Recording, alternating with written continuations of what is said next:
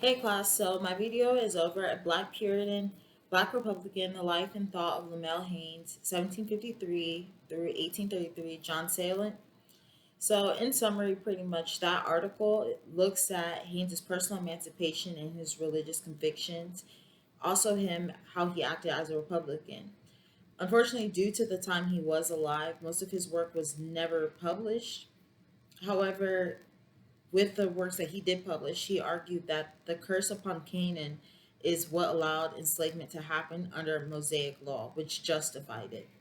My favorite part of John Sailant's reflection of his work was Kungano's. I hope I said that right.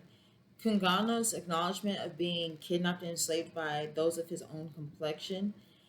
I appreciate that part because I feel like as a member of that community, of the African American community, people tend to forget that slavery happened there first. So for that to come up and be confirmed from someone else, it was nice.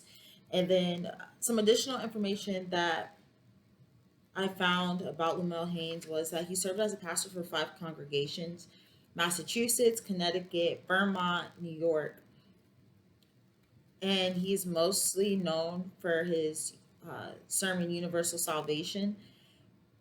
While he was um, in Vermont as a pastor, his impact was so great. He actually was the first African American to receive an honorary degree from Middle Bay College in Vermont in 1804. Within his Universal Salvation sermon, he goes against the idea that all souls will eventually get into heaven, regardless of their beliefs or actions. The idea of universal salvation is that no matter what you do, you can get into heaven. He felt that the notion went completely against Christianity and the faith and encouraged lawlessness.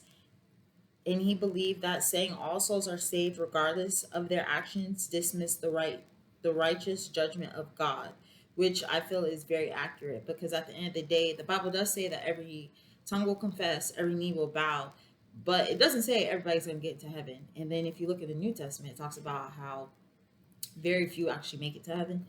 So with reading that and finding that out, and that's how he felt, it made me think back to Psalms 3 and 8, where it says, "Salvation belongeth unto the Lord, thy blessings upon thy people."